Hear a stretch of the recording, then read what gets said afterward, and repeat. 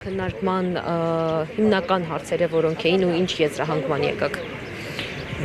Մենք հրավիրված էինք հանդիպման այստեղ Արցախի ժողովրդի իրավունքների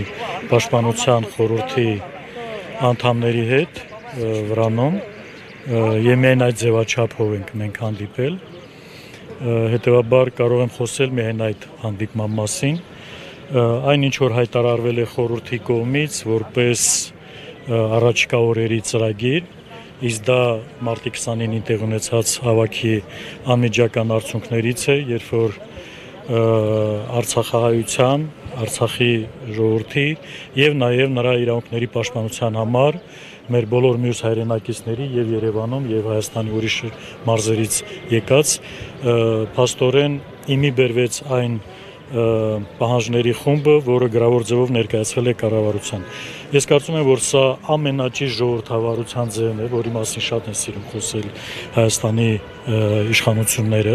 եւ սրանից ավելի լավ ուղղակի ժողովրդավարության, անմիջական ժողովրդավարության արտահայտություն չի լինում,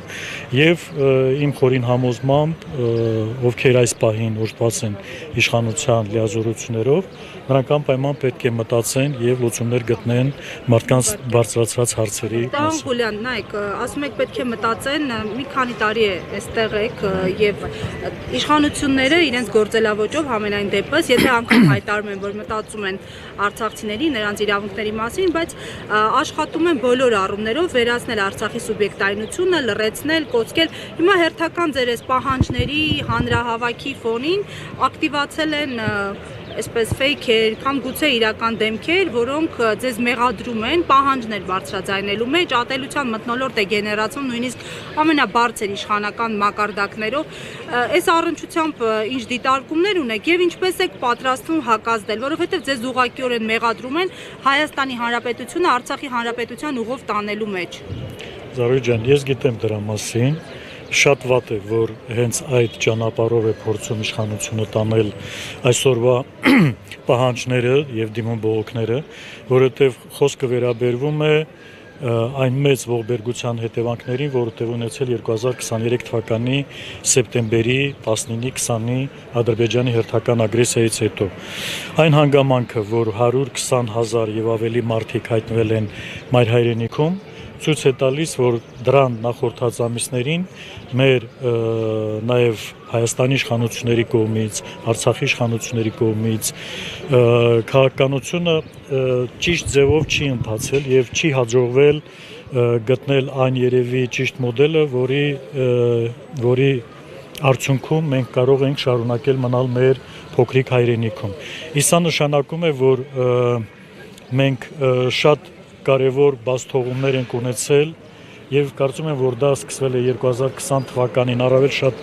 շարունակվել է 2020 թվականի այդ սեպտեմբերյան 44-օրյա պատերազմից հետո։ Հետևաբար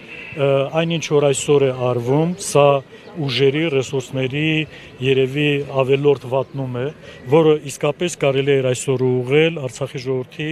իրավունքների, սոցիալական խնդիրների եւ մյուս բոլոր կարիքների բավարարմանը։ Ինչու են այդպես վարվում իշխանությունները, չեմ կարող իհարկե նրանց տեղ որևէ բան պատասխանել, բայց միանշանակ կարող եմ ասել, որ քանի որ ամեն ինչ գնում է հենց այս ճանապարհով, որ այս դժգոհությունները չեն ավարտում, ուրեմն ամեն ինչ սխալ է։ Պարոն Ղուլյան, ինչ այստեղ արցախցիների հավաքական վերադարձի, ռազմաքաղաքական ղեկավարների վերադարձի մասին է խոսվում, Հայաստանի արտգործնախարարությունը հայտարարություն է տարածում, նշում, որ հայ-ադրբեջանական հարաբերություններում Արցախի հարցը դուրս է մղվել։ Նախ ինչպես կգնահատեք այս հայտարարությունները արտգործնախարարության այս գործողությունների ֆոնին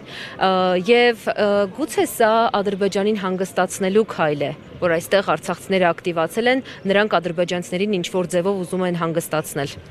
Ես տեղյակ եմ, որ այդպիսի մեկնաբանություններ կան, որ առաջին անգամ գուցե այս վերջին ժամանակահատվածում Հայաստանի արտաքին գործերի նախարարությունը խոսում է հենց Ադրբեջանի ներկայացրած այս պահանջների տրամաբանությամբ կամ նույնիսկ այդ լեզվով։ Սա շատ ցավալի է, որովհետև մենք չենք կարող այստեղ այս հրապարակում կամ մյուս հրապարակներում խոսել մեր իրավունքների պաշտպանության անհրաժեշտության մասին եւ մյուս կողմից լսել, որ Լեռնային Ղարաբաղի հայության խնդիրները կամ քաղաքական կարգավիճակի հարցը այսօր դուրս է մնացել Հայաստան-Ադրբեջան բանակցությունների օրակարգից։ Գիտեք, կյանքը ինքն է ճիշտ սրբագրումներ անում եւ այն հանգամանքը, որ նույնիսկ այսպիսի քայլերով, այդպիսի զիջումների գնալով Ադրբեջանի իշխանությունները որևէ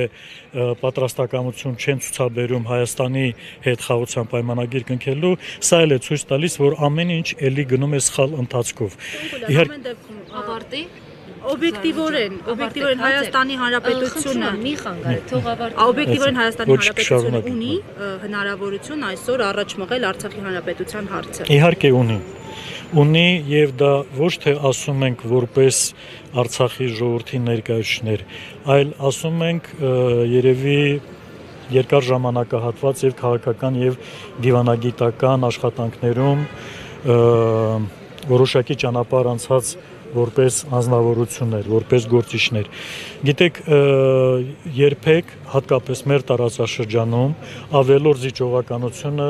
համարժեք պատասխանի չի արժանանում, առավել ևս որ խոսքը վերաբերում է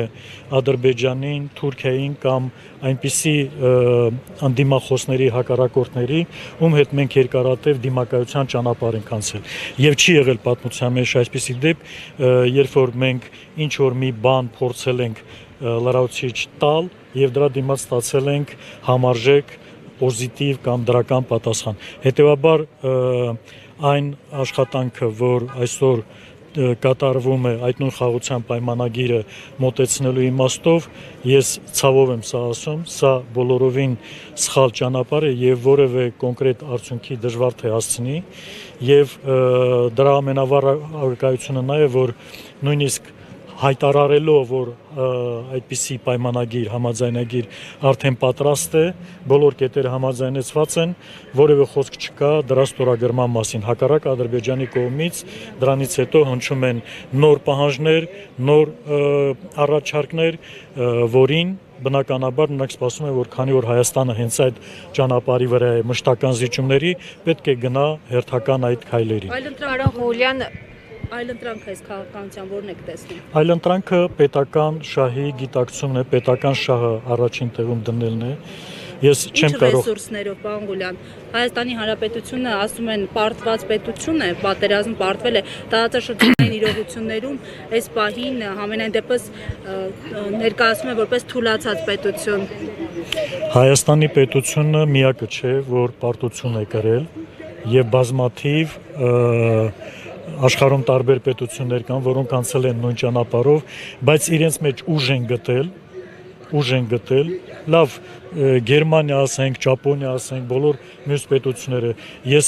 համոզված եմ, որ հիմա էլ երևի հարց է առաջանում, որ արդյոք մենք այդ ռեսուրսներն ունենք։ Այն պետությունը, որը 90-ական թվականներին կարողացել է հավաքել իր ամբողջ ռեսուրսը, համահայկական խնդիր նպատակ սարքել Արցախի ազատագրման հարցը, ես համոզված եմ, որ ճիշտ աշխատելու դեպքում կարող է նույն ձևով հավաքել եւ ամբողջացնել իր ռեսուրսները։ Պարոն Ղուլյան, եւ ինչպես է հնարավոր տակ պահել Արցախի հարցը,